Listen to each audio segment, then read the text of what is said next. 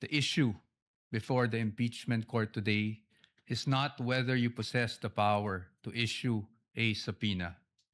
The real issue is whether such power may be exercised in a manner that disregards due process and compels the production of documents and information beyond what is allowed by law. Your Honors, jurisprudence provides that for a subpoena to be valid, it must comply with twin requirements of 1, definiteness, and 2, relevance. Ibig sabihin po nun, dapat particularly described po ang nasasaklaw ng subpoena at dapat may direktang kaugnayan sa ginagawang paglilitis. Your Honors, when a subpoena becomes oppressive, when it is unreasonable, and when it is merely issued for the very purpose that there is a hope that somewhere, somehow, something incriminating will come out, it ceases to be an instrument of justice. It becomes a weapon of a fishing expedition. And that is exactly what confronts this very court today. And that is why the defense has taken the position that the prosecution's requests must be denied. Allow me to explain, and let me begin with constitutional points. Our first point, Your Honors, due process. Impeachment is primarily a legal and constitutional procedure with political characteristics. It is sui generis, but it is not a purely political proceeding.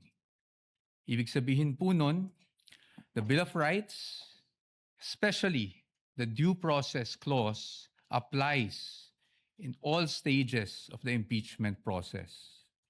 Your Honors, those are not my words.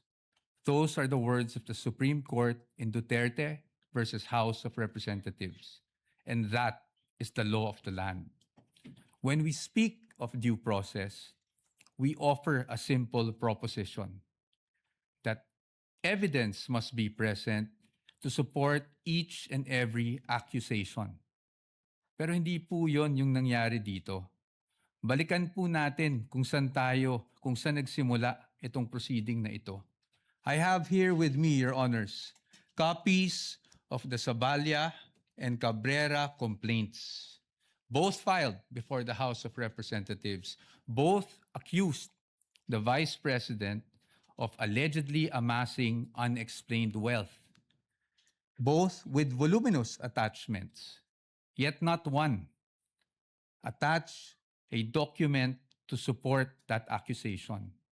Not a single financial transaction record, not even a single SALN.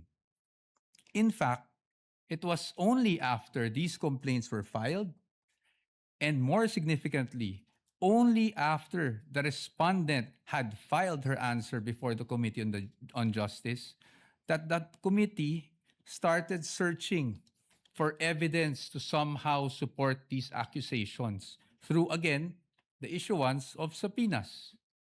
Your Honors, we objected then, and we are still objecting now, because with all due respect, the position of the defense is that is the very definition of a fishing expedition. Your Honors, in our legal system, it is not permitted to accuse now and then just look for proof later on. That is not how due process works. Hindi po dapat natin pinapayagan yan. Moving on to my second point, Your Honors, let's talk about relevance. It is our position that the requests of the prosecution are in fact fatally overbroad. Bakit po fatally overbroad? An impeachable offense is an act or omission committed while the public official is occupying an impeachable office, not before being elected or appointed to such position. Again, Your Honors, those are not my words. Those are the words of the Supreme Court in Duterte versus the House of Representatives.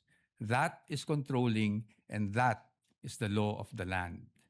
Yet here, Your Honor, today, the prosecution is requesting for documents spanning almost 2 decades, almost 20 years, dating as far back as 2007.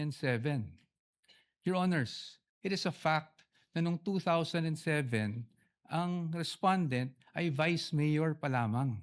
Definitely not an impeachable office, Your Honors. How is that relevant? It is the position of the defense that it is not.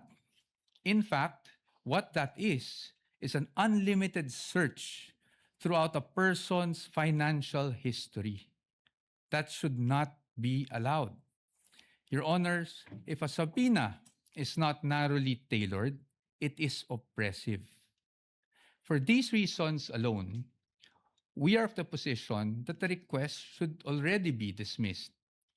Nonetheless, if the impeachment court were to extend its utmost liberality, which the prosecution have asked for in their memorandum, we'd like to point out, Your Honors, that Congress itself, the Senate and the House of Representatives, enacted laws that specifically prohibit the disclosure of these information that the prosecution is asking for now. Let us go through them one